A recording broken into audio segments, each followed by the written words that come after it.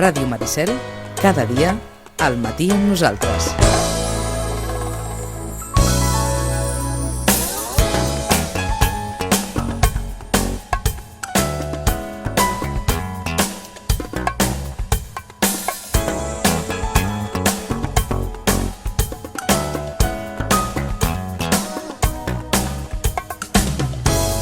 Vinga, ja el tenim aquí, Ramon Pérez, què tal? Molt bon dia. Hola, bon dia. Per arrencar aquest temps de família, la setmana passada deixàvem aquesta conversa que portem ja unes setmanes, aquest fil conductor entorn les pantalles, aquest control parental.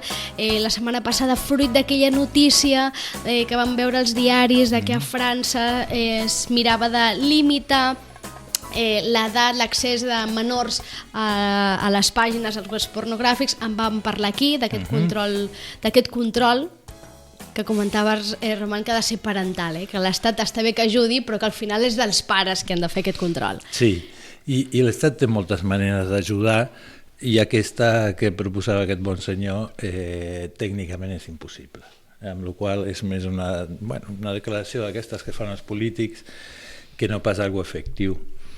I efectivament, no? Els pares són els que han d'estar vigilants, atents i acompanyant, i el propi adolescent, no? Perquè no són nens, no? Són adolescents, amb la qual cosa també hi ha una delegació de la protecció i de la cura de si per part dels pares al propi adolescent. També ho vas comentar, no? D'aquesta necessitat dels pares d'alguna manera de deixar anar, de començar a donar espais, entenent que, i sobretot en matèria de sexualitat, que al final serà la sexualitat d'ells i per tant les darreres decisions les hauran de prendre ells. Efectivament, i que ells quan no estan, diríem, sota el govern o la protecció o el control dels pares, és que estan sota el seu propi control, govern, i que això convé que tothom en sigui conscient, els pares i l'adolescent. Perquè si no, de vegades l'adolescent es comporta com si els papes no hi són, si no diuen, jo no sé, ha de buscar, ha de saber i ha de saber tenir cura de si. I per poder aconseguir que les decisions que prengui aquest adolescent, sobretot i en aquest cas que parlàvem de matèria sexual, no? Però segurament es podria traslladar a altres àmbits de la vida per garantir que siguin bones decisions, què és el que hem de fer els pares? Perquè segurament aquest és el quid de la qüestió, no? Que el que volem és que el nostre fill o la nostra filla prengui les decisions correctes, que tampoc no ho sé, que seria un altre debat, no? Si hi ha una decisió correcta. Quines són les correctes, no? A veure, normalment, clar, per què? Perquè és tan difícil lo de la correcció, perquè és molt subjectiu tot, per part de l'adolescent i per part dels pares, i de vegades hi ha divisió entre els pares. El que a un li sembla correcte, a l'altre no. Amb la qual cosa el que dius tu és així, és molt personal, és una cosa molt personal. Sobretot, i també ho podríem lligar amb la data de dijous passat, va ser, contra la violència. El dia per l'eliminació de la violència contra les dones. Sí, que el títol no hi ha eliminació. No és possible l'eliminació? Jo no crec que sigui possible l'eliminació, és a dir, erradicar això. I que deixi d'existir és absolutament, em sembla utòpic, no? És a dir, perquè les violències hi són, la qüestió és com intervenir sobre això, com posar recursos, però dir, en algun moment l'eliminarem, és d'una omnipotència que no... És com el del senyor Macron i les webs. Entenc, però, que ha de ser l'objectiu a seguir, no? I per això potser el posen, sí, no? Com a objecte. Com a objectiu final, no? Com a objectiu final, malgrat pugui ser difícil o impossible d'aconseguir, entenc que és la fita que s'ha de posar, i que en el món dels adolescents fins i tot hi ha dades que diuen que repunta aquesta violència, probablement no a grans escales com la que malauradament ens arriben moltes vegades notícies, però sí un altre tipus de violència, moltes vegades també usada o canalitzada a través precisament de les pantalles, o a través de les xarxes socials, el WhatsApp, etc. Sí, són formes d'agressió, d'atac, de denigració online. virtuals, però no per això menys, o sigui, clar, virtual no vol dir potencial, o potencialment vol dir que és en el camp digital, i són reals, no? Les agressions i les... Jo, una de les coses que pensava, no, que potser podríem abordar és una mica la qüestió de la sexualitat femenina, Sí. no? per les particularitats de la situació de la dona. No? I em va venir al cap, i llàstima que no l'he trobat, però la llei sobre la interrupció de l'embaràs, Sí.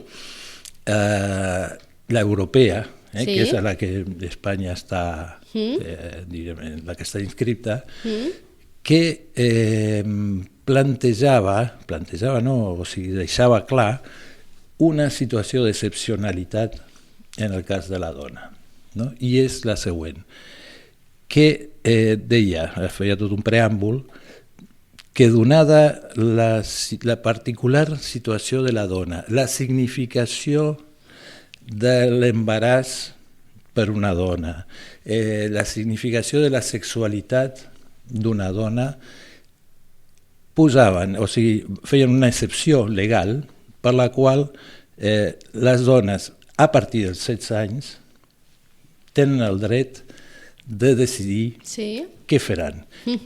I això vol dir que, malgrat ser menors d'edat, poden triar en contra, o sigui, si els pares estan en contra, si d'una opció o de l'altra... Que la decisió passarà per elles. Absolutament. De manera unilateral. De manera unilateral en quant a l'opció legal, i diríem que encara que estiguin totalment d'acord amb els pares, la decisió és seva. És personal, efectivament. Jo ho trobo molt, molt interessant per tot el que diu, no? Per com assenyala... Clar, pot sonar a discriminació positiva. Pues, és igual que soni, perquè en realitat sona a diferenciació. És a dir, bueno, l'home no necessita d'aquesta qüestió. Tindrà altres necessitats, altres problemes. En el cas de la dona, sí ho necessita, i reforçar i subratllar i accentuar aquest caràcter em sembla que és una cosa molt positiva. Que en aquest cas el que està dient és que, tot i no tenir la majoria d'edat, en aquest cas excepcional, s'entén que amb 16 anys ja estan capacitades per prendre aquest tipus de decisió, que no és una decisió fàcil, a cap edat. Exacte, ni banal, però clar, també és veritat que és una decisió que a qui afecta principalment és a la dona, per tant aquí... Clar. Efectivament, aquest és el punt, i que es juga en el cos de la dona, en el cos, i vinculada a algo tan personal, tan propi, tan subjectiu, com perquè el govern i la dependència dels pares s'interrompeixi en aquest aspecte en concret. Per tant, d'alguna manera, entenc que obres el debat aquí a que ens faci reflexionar que si hi ha una llei que diu que amb 16 anys les dones estan capacitades per prendre aquest tipus de decisió, hem d'entendre que és que amb 16 anys estan preparats per prendre aquest tipus de decisions o en altres aspectes també, no? Sí. Si més no pel que fa a la seva sexualitat. Efectivament, de fet és així. Clar, és que de fet si arribes a aquesta, malauradament si alguna noia ha de passar per aquesta situació amb 16 anys és perquè prèviament ha tingut relacions sexuals.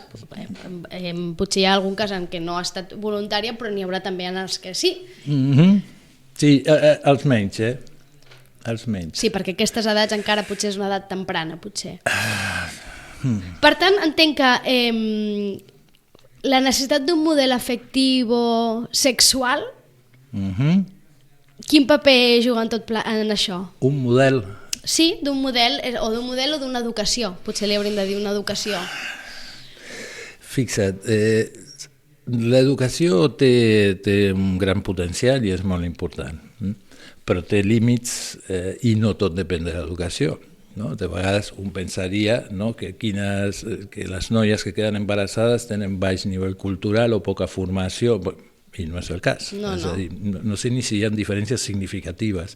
És a dir, que persones que tenim molta educació i molt de cap, pues, igual que els adults, a veure, els adults tenim molta educació, però fem coses que ens van en contra o que no atenem, És a dir, que hi ha un més enllà de l'educació que també és molt, molt determinant, no? I passa amb les noies i passa amb els adults, no és algo que sí. A veure, que això, la cosa educativa, potser més també la cosa comunicativa, no? De poder-ne parlar de tot això, que això en formi part, diríem, dels reptes, no? de la feminitat, i que això sigui un debat, no? Que estigui present. És curiós com en el camp femení hi ha tantes coses que són com que se saben poc o es parlen poc. Es parlen poc, diria jo. Es parlen molt poc, sí.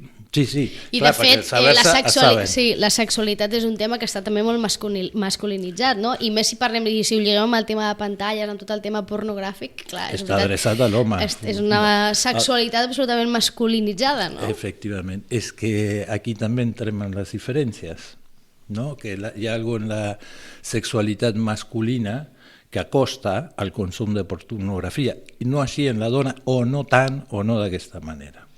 Per tant, parlar, ja ho deies la setmana passada, la importància de parlar i sobretot la d'escoltar. La d'escoltar a l'adolescent, perquè com dèiem, tenen una edat en la que ja tenen decisió pròpia, probablement tenen consultes, tenen dubtes.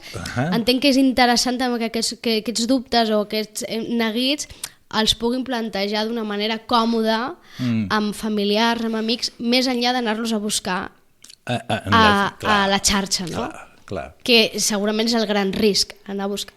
Això és com quan vas al metge, no? Que si has de fer la consulta mèdica d'alguna sintomatologia, si vas a la xarxa probablement t'esveres, no? I et poses en el pitjor, i potser vas al metge i et diu això no és res, és un petit refredat o no sé què.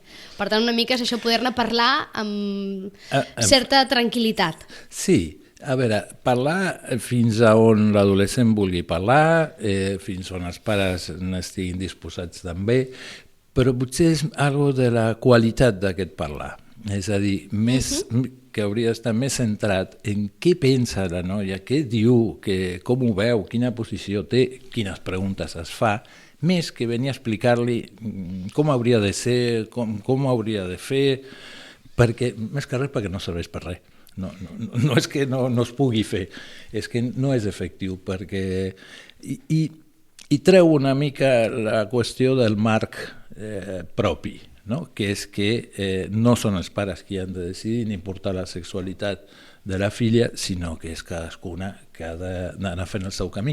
Que això sigui més o menys parlable o compartible, és a dir, no sempre preguntes molt directes sobre qüestions sexuals, de vegades les resolen més amb les amigues o amb altres familiars que no pas directament amb els pares, perquè fa vergonya, Sí, perquè fa vergonya i justament perquè és una àrea molt de lo personal. Molt íntima, no? Molt íntima, molt subjectiva. Aleshores, no cal atxutxar ni cap a una banda ni cap a l'altra. Per tant, els pares on haurien de posar? És a dir, en aquesta hipotètica conversa, xerrada amb la nostra filla, perquè ara ens hem centrat potser més en les noies, no? La sexualitat femenina.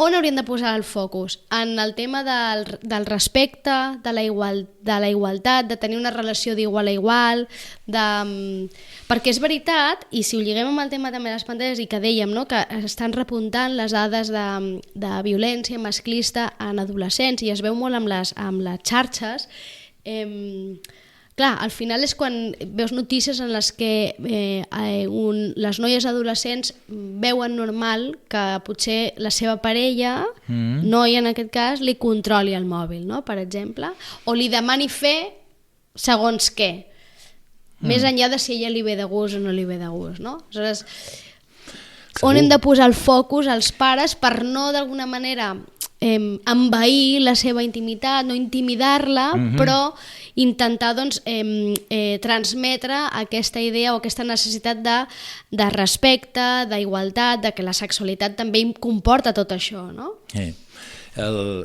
efectivament, que això són converses, que això ve molt també passat per lo social, no? O sigui, no cal parlar de la filla en concret, sinó o de la situació de la dona o les adolescents, no? Una qüestió global. Fixa't que això passa amb dones fetes i dretes. Sí. No? Com accepten, com permeten, els hi manca informació, no veuen que... Sí que ho veuen, normalment, però no poden, no saben, estan atrapades en una situació de la que no saben com sortir,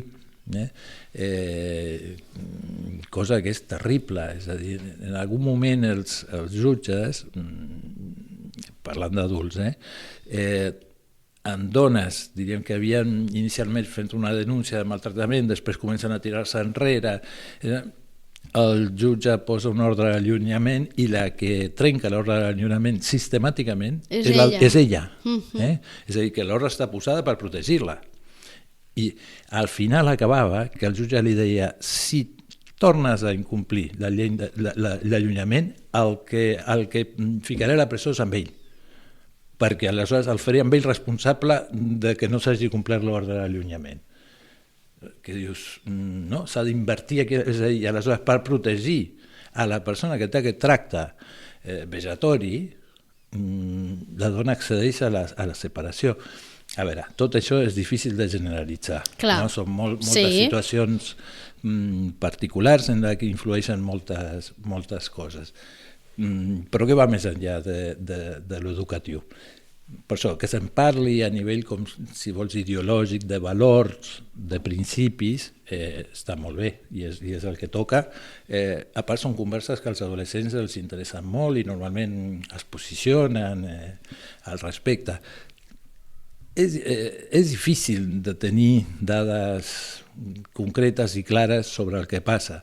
Hi ha coses que es fan com molt visibles, no? I són molt cridaneres, no? Això, com que una noia accepti que li miren el mòbil. Crec que d'entrada pots pensar, no és res greu, però algú podria pensar, tampoc és tan greu que la parella d'aquesta noia li vulgui mirar el mòbil per veure amb qui ha quedat, no sé què. Però, clar, si aprofundeixes una mica més en el que això significa, doncs clarament és una intromissió en la intimitat d'una persona que no, s'entén que no hauria de ser, no? Sí. Clar, però si ho acceptes una vegada o això d'alguna manera es normalitza, i en l'adolescència és veritat que és un moment de bastanta vulnerabilitat, no? Que potser, clar, segurament mai una noia adolescent que tingui una parella que li estigui controlant el mòbil, segurament no pensarà que està vivint un cas de violència masclista. Bueno, clar, també potser seria molt fort etiquetar-ho de violència masclista,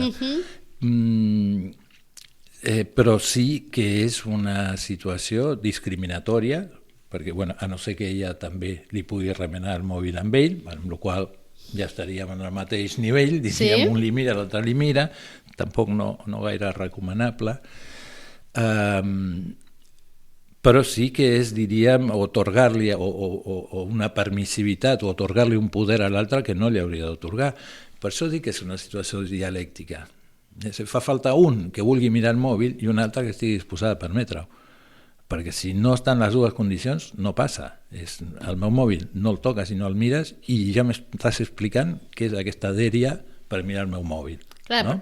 Entenc que per donar aquesta resposta, en aquest cas, hipotèticament si fos una noia, s'ha de sentir amb el suficient coratge per fer-ho, perquè potser hi ha noies que en el fons pensen que no, però acaben cedint, no? Que és el que acaba passant. És a dir... Sí, però fixa't, la cessió que seria per amor... Probablement seria la justificació, no? Exacte. I aquí tornem a entrar en el terreny femení, no? On hi ha algo de l'amor femení que té molt a veure amb el cedir o amb l'accedir o amb el permetre coses per amor, però clar que és una trampa important, no? Perquè si és a costa d'una cosa vejatòria o de permetre que l'altre li controli les comunicacions o part de la vida, és més greu. Aleshores, per això, de vegades no és ni violent, no és violent perquè és consentit, el qual és preocupant, no et dic que no, però clar, violent, el que se'n diu violent, no és, perquè no està violentada. És una violentació de la intimitat, això segur. Però fixa't, qui són els que miren el mòbil dels adolescents? Moltes vegades són els pares. Sí. Ja, clar, això és terrible. Això és igualment terrible i és igualment vejatori de la intimitat de l'adolescent. Clar, i segurament també ho fan sota la justificació o sota l'excusa de estic preocupada, no? Perquè probablement quan un pare mira el mòbil del seu fill adolescent és perquè té algun tipus de preocupació, neguit, que sospita que alguna cosa està passant. De vegades sí i de vegades ni això.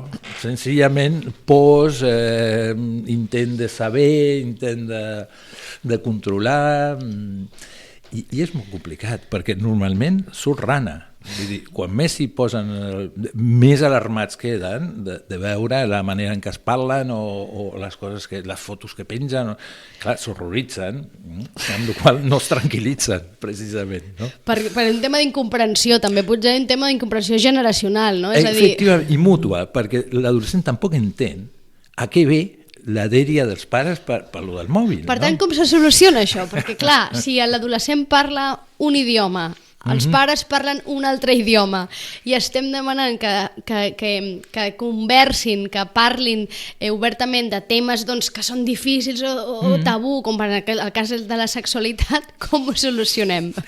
A veure, igual és que no té solució, no? La diferència generacional no s'arregla, no?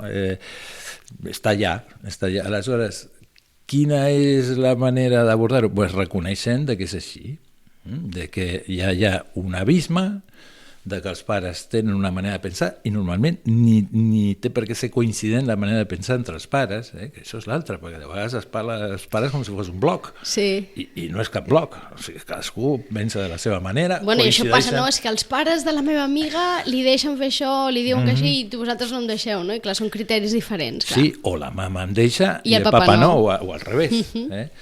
Aleshores, això és el primer a reconèixer i que és la part dura pels pares, que justament la nena ha crescut i ja no és la nena, ja és una noia que pren decisions, que fa coses, que té gustos, que té posicions, que té una intimitat que cal reconèixer i respectar, perquè és una diferència. Aleshores, això no vol dir que els pares no intervinguin o que no participin, però ha de ser d'una altra manera, no al modus del nen, de la nena, no? On els pares porten molt més les rendes i el govern i decideixen i fan, que és el que toca, a més. També tindríem aquí el problema quan una nena de 10 anys diu que vol un mòbil, que farà això i que farà allò, i els pares van a remolc de les decisions d'una nena de 10 anys. Això sí que seria més preocupant. En canvi, que un adolescent tingui... El qual no vol dir que no sigui necessari i tota una espècie de cultura del mòbil, que ara estem en l'alfabetisme més total o en la bestialitat, perquè no hi ha com consensos, no hi ha convenció sobre... No sé, jo calculo que en algun moment serà de pèssima educació treure un mòbil a la taula, com si fos posar els peus a sobre la taula. Perquè és una falta de respecte, de consideració pels altres, aquestes trucades. I ara per ara, bueno, igual a la que un treu el mòbil, els altres aprofiten i també el treuen. No es visualitza. És a dir, que diguem que qui estigui vivint ara aquesta situació de, ja sigui pare o mare o sigui adolescent, aquesta situació en aquest moment del món, o sigui, en aquesta edat, en aquest moment de l'actualitat, en aquesta època, té l'afegit de que estem en un món digitalitzat, que és veritat que és un món que ha interromput en molt poc temps amb una força brutal, que probablement requereix d'un aprenentatge, d'una educació i que no hem tingut temps d'aprendre'n, no? És a dir, ha sigut tan curt el temps en el que això de sobte ha entrat a formar part de les nostres vides que no hem tingut temps d'aprendre'n gairebé ni a fer-los anar. No, a fer-los anar sí, però perquè justament és curiós, s'aprèn molt ràpid i a fer anar els mòbils. Sí, no, la tècnica bàsica sí, però clar, hi ha moltes coses que se'ns escapen. La cosa més educativa o formal o els límits d'això, sí que però diríem una altra vegada, cal parlar, cal que això es discuteixi en lo social, dic, en les institucions, perquè és un tema transcendent. Fixa't, altra cosa lligada a això és quan els pares li treuen el mòbil, i ja que estem parlant de l'adolescent, a l'adolescent, no? Perquè no ha fet els deures o perquè no ha tret les escombraries. Això és un problema. És un problema perquè aquí no només ratifica la diferència generacional, sinó la idea que té l'adolescent de que els seus pares no s'enteren, no? De que no tenen ni idea, és a dir, que li treuen el mòbil i ni saben el que estan fent. No tenen ni la més... L'estan apartant de la vida social, no? D'alguna manera, perquè avui en dia... Li treuen el despertador, la càmera de fotos, la música, les comunicacions, les búsquedes, no? I alguns, segons com, ni poden fer deures, perquè si no tenen el mòbil també hi ha plataformes que funcionen amb el mòbil pels adolescents. I jo crec que aquí torna a haver-hi la qüestió aquesta d'aquesta cultura que estem encara per construir, però que cal construir-la. Jo crec que el motiu per, i aquí tornem sobre la qüestió de la incidència dels pares, el motiu per treure-li a l'adolescent el mòbil és que hi hagi fet algun ús, diríem, excessiu o contrari, no? O que hagi penjat vídeos o que estigui fent un ús que els pares consideren que no és ni convenient ni... I aquí sí, aleshores és... Però no com a resposta a una acció mal feta en un altre àmbit, efectivament. No? Seria tant com perquè, no sé, com dir, et deixo sense sopar o avui dorms a fora, al replà, perquè no, ni deixar de menjar, ni el mòbil. Clar, no està al mateix nivell menjar que el mòbil, però déu-n'hi-do. O sigui, sí que és un aliment i un instrument per tantíssimes coses. Amb la qual cosa, interessa molt més, o sigui, fer aquest seguiment des del punt de vista de l'interès, no? de l'interessar-se, que aquesta és l'altra cosa que costa. Diu, però què fas? No? Escolta, mirant aquestes youtubers, i tu li preguntes una mica, però quines youtubers? Has vist alguna? No, però és que són xorrades de maquillatge i no sé què. I per l'adolescent ni és cap xorrada, li sembla important, li va bé, aprèn una quantitat de coses, i aquí entra com la cosa del respecte per la diferència. Probablement a l'adolescent també li sembla una xorrada una quantitat de coses que fan els pares. Segurament. Segurament, no? Doncs com respectar el que són això, diferències generacionals i posar-se en una posició una mica més curiosa, no? De què és el que t'enganxa tant i, ai, escolta, i no et fartes? Perquè mira que és pesada aquesta tia. No, perquè a mi això... Bueno, per tant, un exercici d'empatia, no? I de posar-se en la pell i d'alguna manera recordar als pares, intentar recordar quan nosaltres érem adolescents, potser aleshores no teníem mòbils, però segurament també ens sentíem amb aquesta diferència generacional, també la devíem notar. I tant. Clar que es nota, i es nota de les dues bandes, però ara clar, com dius tu, els pares d'adolescents no tenien mòbils quan eren adolescents, i que el mòbil introdueix, a veure, això sempre ho dic, li hem de reconèixer als pares actuals que ho tenen molt més complicat, que això introdueix tota una sèrie de complexitats i de complicacions que abans no hi eren. Avantatges i inconvenients de la qüestió, no és per plorar nostàlgicament. Tot té beneficis i tot té inconvenients. I pagues preus, i per mòbil se'n paguen molts de preus. Aleshores, sempre estem, és a dir, com des de la diferència són abordables les situacions, no? Doncs vinga, ens quedem amb aquest titular, Com des de la diferència podem abordar situacions complicades en aquesta etapa de l'adolescència, en aquestes relacions pares-fills. Roman, moltes gràcies. A vosaltres. Ens veiem la setmana vinent. Nosaltres de seguida tornem amb la Marta, ja ho saben, Delicious Marta, avui hi ha cuina. Fins ara.